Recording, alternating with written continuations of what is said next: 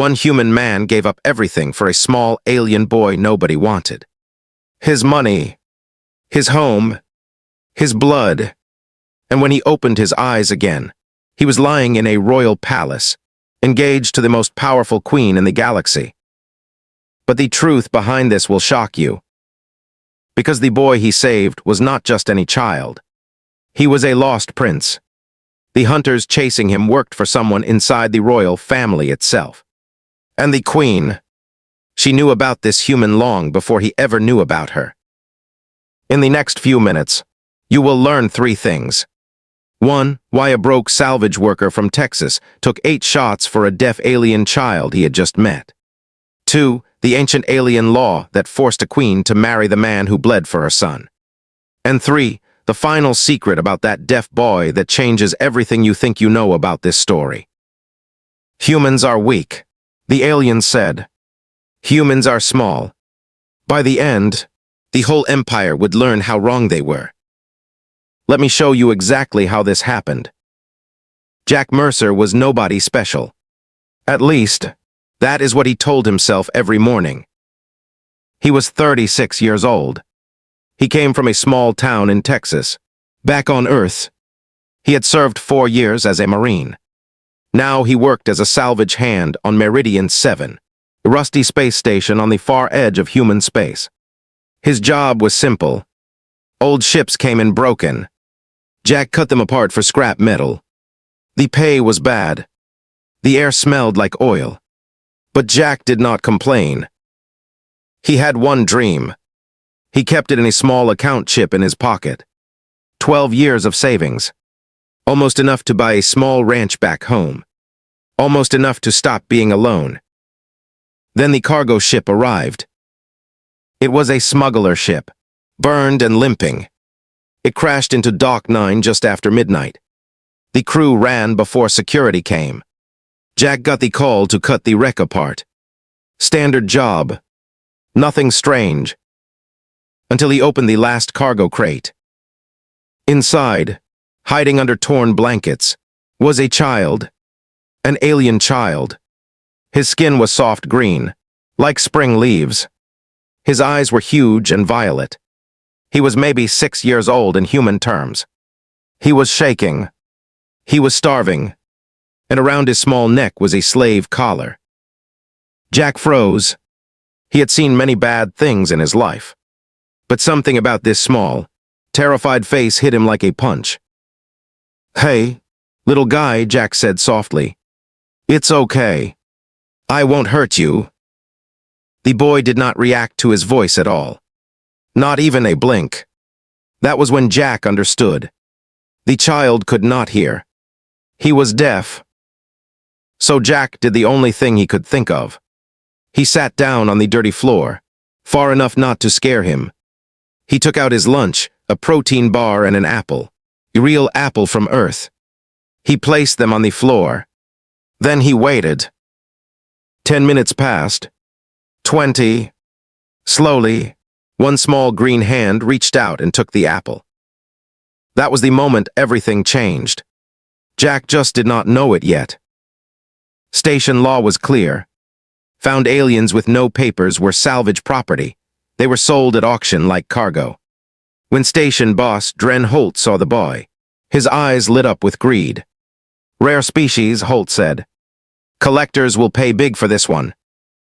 "He's a child," Jack said. "He's profit," Holt answered. "Auction is Friday." Jack did not sleep for 3 nights. He visited the holding cell every day. He brought food. He learned that the boy spoke with his hands, quick, graceful signs. Jack began to learn them. Emphasis food. Safe.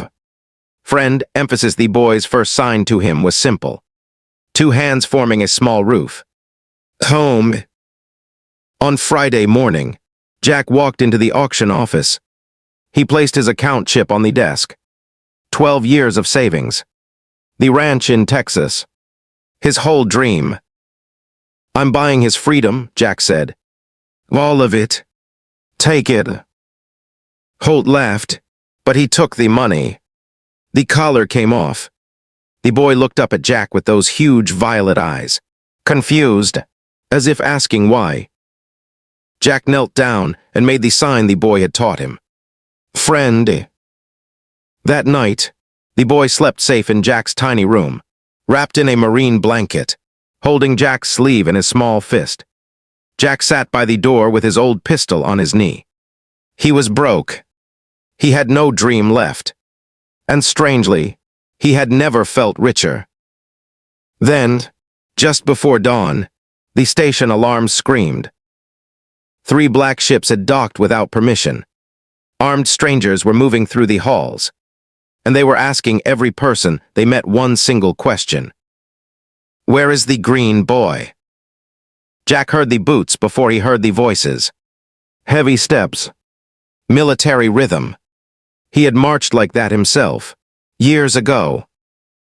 He looked through the door camera. 6 figures in black armor stood in the hallway. They were aliens, tall, gray-skinned, with cold yellow eyes. Their leader held up a hologram. It showed the green boy's face. Jack's blood went cold. He woke the boy gently and signed fast. Emphasis danger. Hide. Quiet, emphasis the boy understood at once. Too fast, Jack thought. This child had been hunted before.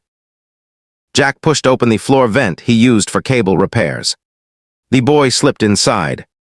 Before Jack closed it, the boy grabbed his finger. His violet eyes were wet.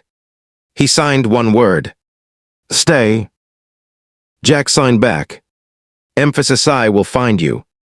Promise emphasis. The door exploded inward 2 seconds later. What happened next, the people of Meridian 7 would talk about for years. 1 human, 1 old pistol, 6 armored hunters. Jack fought like a man with nothing left to lose, because he was one. He dropped the first hunter with a shot to the knee joint. He broke the second one's faceplate with a steel pipe. The hallway filled with smoke and fire. But 6 against 1 is 6 against 1. The first shot hit Jack's shoulder. He kept fighting. The second hit his leg. He kept fighting. By the time he dragged himself to the escape pod bay, leading the hunters away from the vents, away from the boy, he had been shot 8 times. 8. Any normal man would have stopped at 2. The hunters cornered him by the pods. Their leader stepped forward and spoke in rough human language. Give us the creature. Human. It is worth more than your whole species. Jack spat blood and smiled. Funny. I was thinking the same about him. He slammed his fist on the emergency release. Every escape pod on the deck launched at once, empty. 40 pods scattered into space like seeds in the wind. The hunters cursed.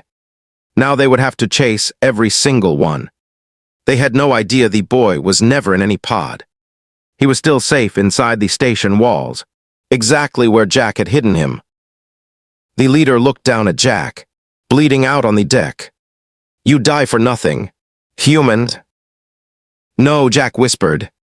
I die for something. You wouldn't understand. That was when the entire station shook. Not from an explosion. From a shadow.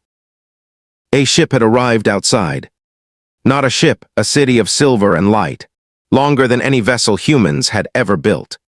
Royal warships poured out of it like silver fish. The hunters' faces changed from cruelty to pure fear. They ran. They did not get far. Soldiers in white and gold armor flooded Meridian 7. They were tall and graceful, with green skin and violet eyes. The same skinches. The same eyes. As the boy. Jack lay in a spreading pool of his own blood, watching through fading vision. He saw the soldiers open the floor vent. He saw them kneel, actually kneel, before the small green boy. He heard one word repeated again and again in their flowing language, a word full of awe. Later, he would learn what it meant. Prince.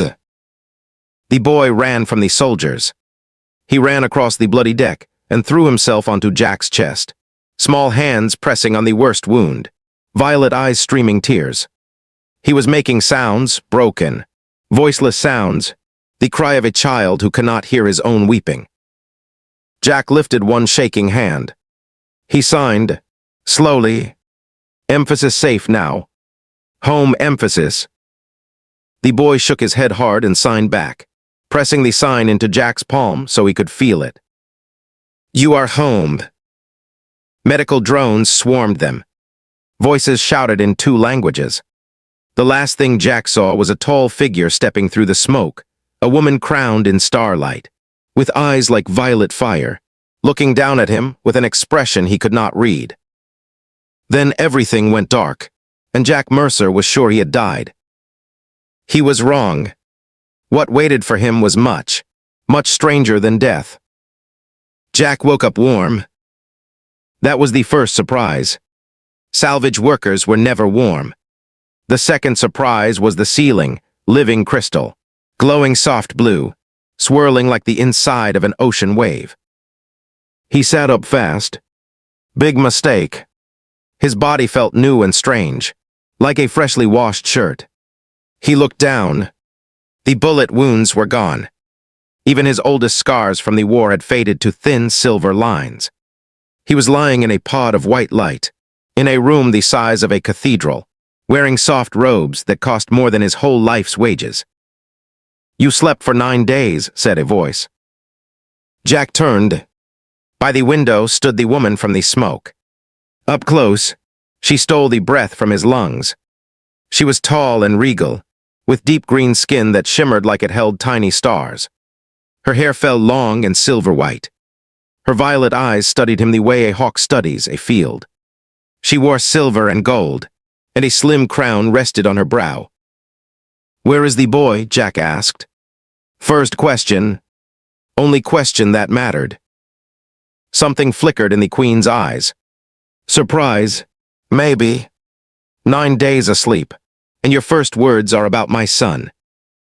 Your son. I am Lyra, she said, 41st Queen of the Veyran Empire.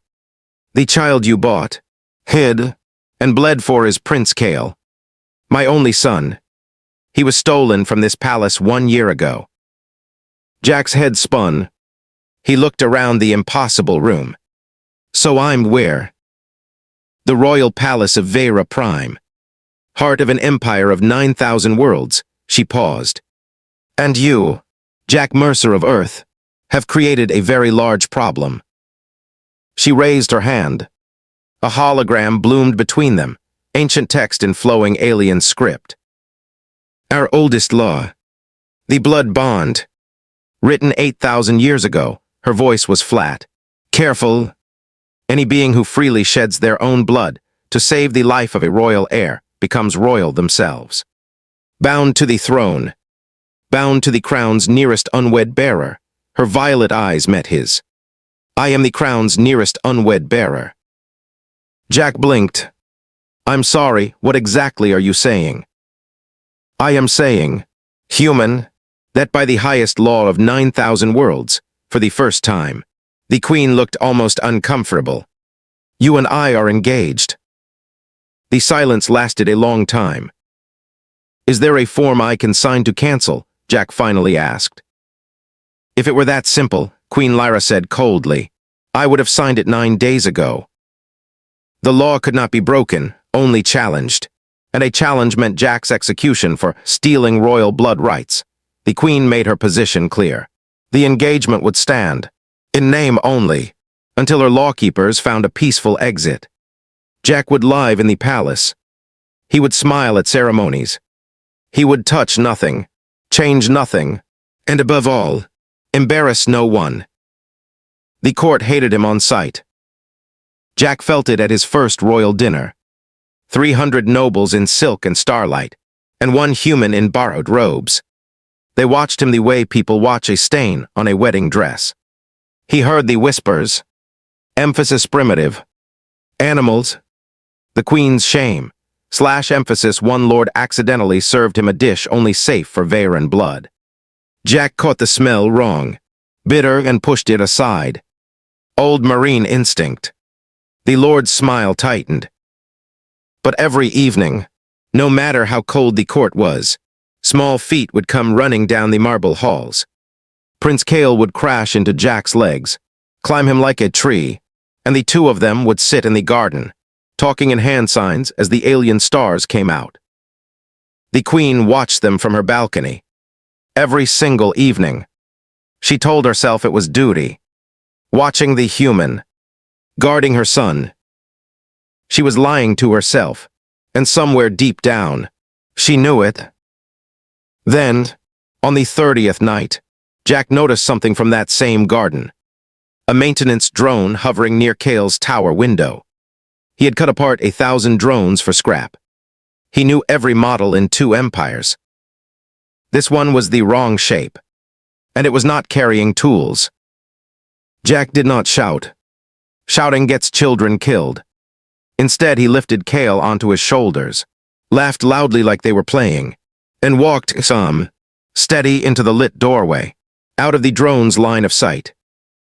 Then he handed the prince to a guard, walked into the shadows, climbed the garden wall with his bare hands, and ripped the drone out of the air. Inside its shell, he found no tools.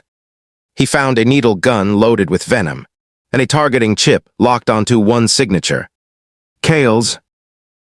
The palace went into storm mode. Queen Lyra's calm finally cracked.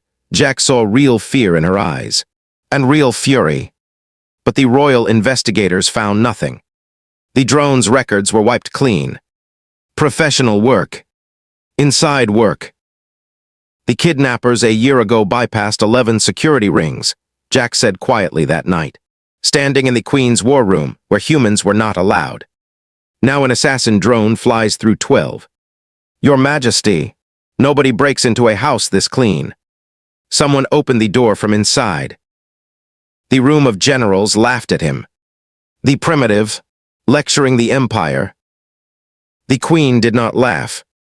Continue, she said. So Jack did what salvage workers do. He dug through junk. While nobles searched data networks, Jack searched the palace's garbage processing, the repair logs, the boring places no lord would ever look. And in a maintenance bay, in a bin of destroyed parts, he found pieces of a second drone. Same wrong shape. Never launched. Its delivery tag traced to supplies ordered under the seal of the Ministry of the Interior. The ministry run by Lord Veyron, the Queen's uncle, the smiling, silver-tongued lord who had served Jack the poisoned dish. The man who was, until Kale's birth, next in line for the throne. Jack brought the proof to Lyra alone, at midnight, because he no longer knew who else to trust. She held the burned drone parts in her hands for a long, silent moment. He carried me on his shoulders when I was a child, she whispered. It was the first time Jack ever heard her sound young. I'm sorry, Jack said. And he meant it. Do not be sorry, the Queen said, and the steel returned to her voice. Be ready, because tomorrow is the engagement feast. Every great house attends, by law including his. If we move against him without the full court's witness, his allies cry lies, and the empire burns in civil war. So we let him come. We let him move first. In front of everyone. You're using the feast as a trap, Jack said. Using us as bait. Yes, she looked at him. You object. Jack thought of Kale's small fist holding his sleeve. No, ma'am. I've been bait before. At least this time the food's better. And for 1/2 second, sunrise fast. Gone immediately, Queen Lyra smiled. The feast blazed with light and music. 1,000 nobles. Lord Veyron arrived glittering with gifts, kissed the Queen's hand, bowed to Kale, and even toasted the brave human. Jack smiled and watched his hands. Soldiers see hands. The attack did not come from Veyron's hands. It came from the ceremonial wine. By tradition, the engaged pair drank from one cup. As the cupbearer poured, Jack caught it, a bitter ghost of a smell, the same wrongness from that first dinner. His body moved before his mind finished thinking. He knocked the cup from the Queen's lips. Golden wine splashed across white marble, and where it touched, the stone hissed and turned black. One heartbeat of total silence. Then Veyron. Too fast, too loud. The human poisoned the cup. Seize him. And that was his mistake, because Jack raised his voice over the chaos and asked one simple, deadly question. My lord, if I poisoned it, how did you know it was poisoned before the testers touched it? 1,000 noble faces turned. The cupbearer broke first, falling to his knees, sobbing out Veyron's name. The hall erupted. Veyron's hidden soldiers tore off servant robes and drew weapons. Blasts of light split the feast into fire and screaming. In the chaos, Veyron himself grabbed Prince Kale and ran for the landing platforms. Guards were pinned down. Generals were shouting. Only one person at that feast had spent his life running into fire instead of away from it. Jack took a fallen guard's blade, kicked off his ceremonial boots, and ran. Jack caught them on the royal landing platform, under a sky full of strange stars, wind tearing at his robes. Veyron stood at the ramp of his ship, one silver claw gripping Kale's arm. The boy was not crying. He was watching Jack with total, absolute trust. That trust weighed more than armor. Stop there, animal, Veyron called. One more step and... You won't hurt him, Jack said, walking forward anyway. He's your hostage. He's the only reason my future wife's whole fleet isn't burning your ship right now. You hurt him, you're just a dead traitor with no shield. Veyron's eyes narrowed. Then we are at a standoff. No, Jack said. We're at a choice. You're a high lord. I'm a primitive. So I invoke the most primitive law you've got. He raised the borrowed blade. Trial by blood. You and me. Right here. Your people are watching from that doorway, recording everything.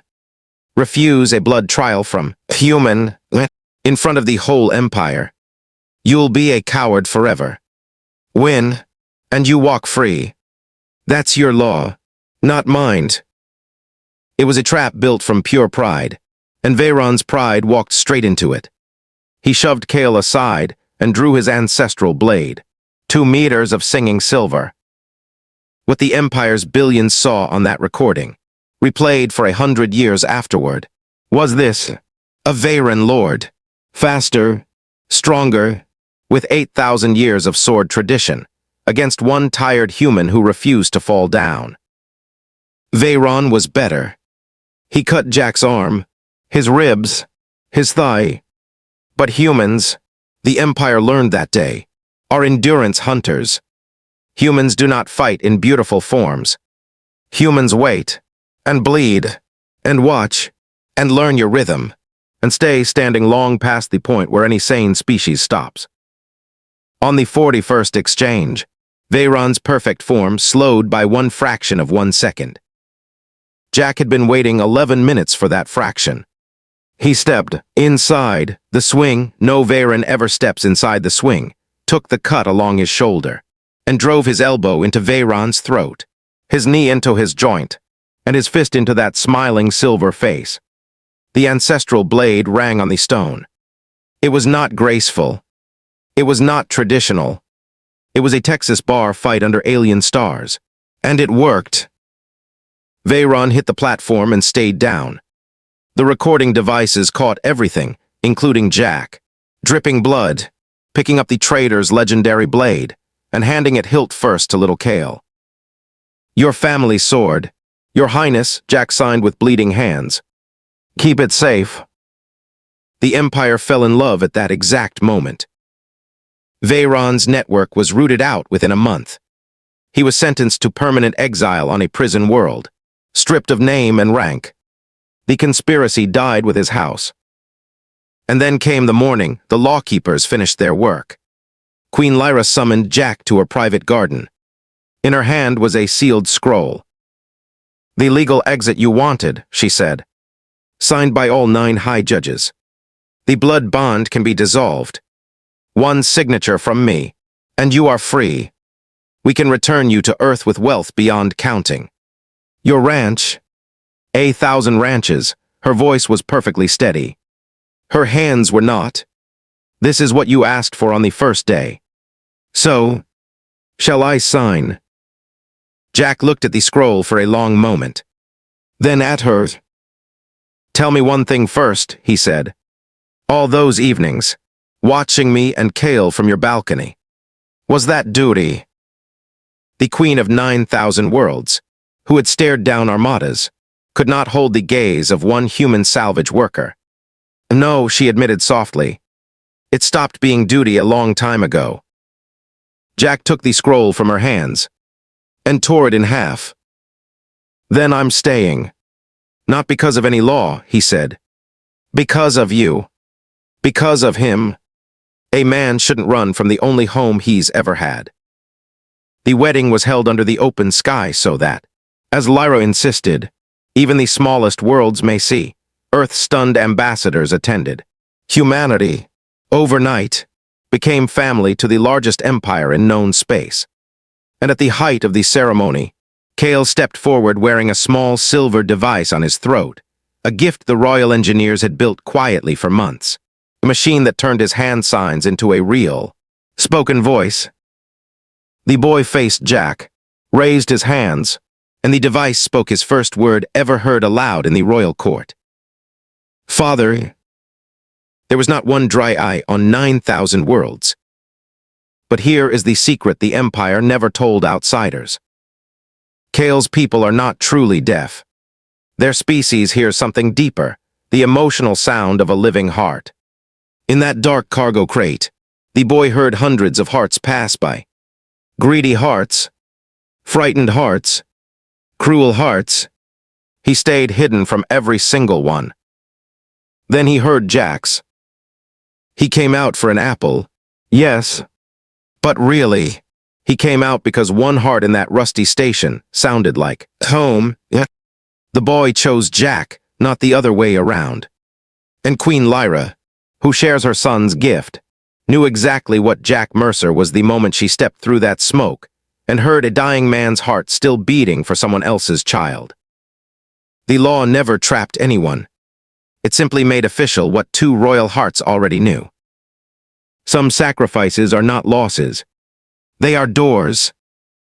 If this opened your eyes, then remember what this story really proved. Kindness is not weakness. One apple shared on a dirty floor outweighed 12 years of savings. Courage is not the absence of fear. It is taking the 8th shot when the first 7 already dropped you. And family is not what you are born into. It is who you bleed for, and who runs back through the smoke for you. If Jack's story hit you the way it hit 9,000 worlds, do 3 quick things right now. Smash that subscribe button and ring the bell, because next week we are releasing the story everyone is asking for. Aliens mocked the human janitor until he saved their entire war fleet. You do not want to miss how that one ends. Drop like so more people discover human stories like this one.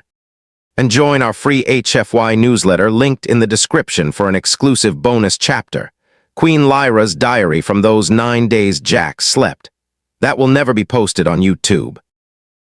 Now here is this week's question for the comments, and we feature the best answers in the next video. Asterisk asterisk if you heard hearts like Kale does. Whose heart in your life sounds like home asterisk asterisk.